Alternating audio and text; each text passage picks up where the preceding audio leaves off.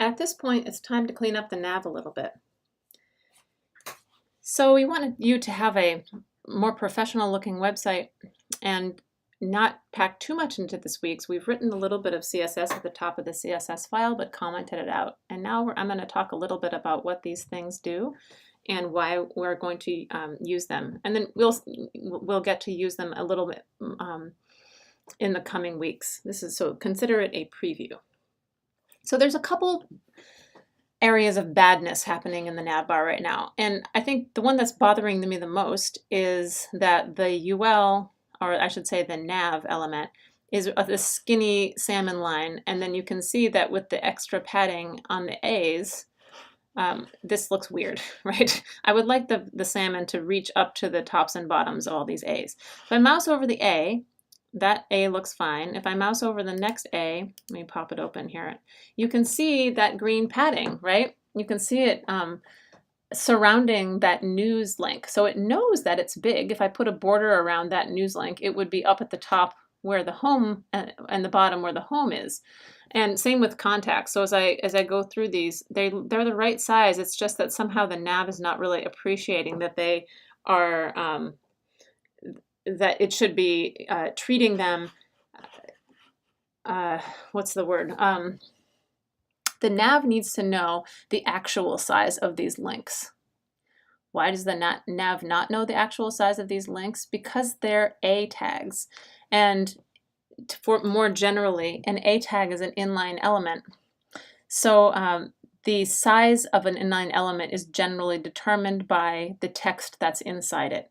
So what's happening is the nav tag, which is up here, the salmon colored one, is taking a look at its content, and it's noticing these A tags, and it's calculating their height based on the text that's inside them, not including the padding that's around them.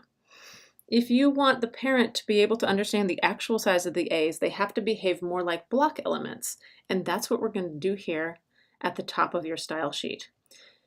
The reason these are at the top of the style sheet is just it was a convenient place to stash them without polluting the rest of your styles that you're learning this week. So here it is. It's at the very top here, and it's talking about if you want to be able to set height and width on something like an A tag, if you want to be able to make the parent element understand the actual dimensions of the A tag or other inline tags, you need to make them display block.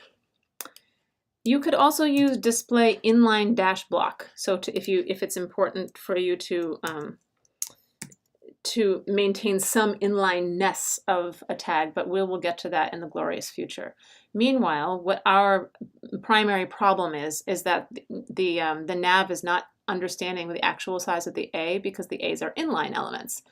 Here, we make them block level elements. If I save and refresh, you'll see that that looks a lot better. So thing two is that in the mock-up, the final result mock-up, which is here, these are, this whole area is kind of centered in the page, and we haven't learned how to do that yet. So we're going to preview it here with some CSS that we've written, and then you'll get a chance to practice it in coming weeks. So to give you an overview, basically what we're going to do is set the overall width of this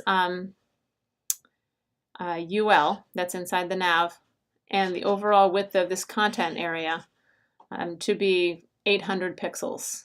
I'm not going to set the nav's width to be 800 because the nav has this salmon background on it, and I don't want that salmon background to be shorter than it is. I want that salmon nav to be 100% of the page. So, but fortunately we have a UL inside the nav, and that I'm going to set to 800. So have a look at the top of your style sheet where you can see where this is taking place. There's a large comment about it. Okay, this rule uses auto margins to center the content in the nav. Let me comment it in so that you can see it with code coloring.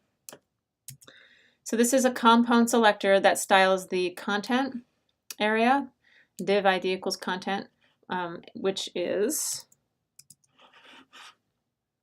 here. If I inspect here, this is the content div that I have highlighted. And then, of course, it is styling the UL, which lives inside the nav. We'll see how to make this a little safer later.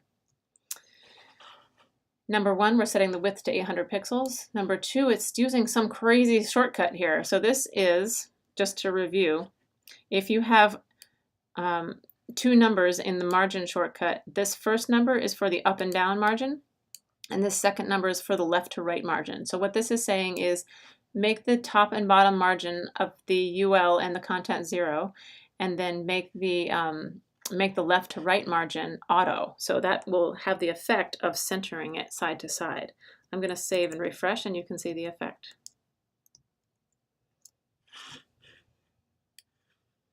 Up here. So that is looking pretty good. We might want to add a little bit of padding. Let's see what the, well, it's not bad. Maybe a little bit more padding to the navigation, but I'm inclined to leave it for now. I think that's fine. As I said, this is the auto margining, which we just saw, and the display block are some advanced techniques that we'll get a chance to play with going forward, but they're not the primary focus of this week's content.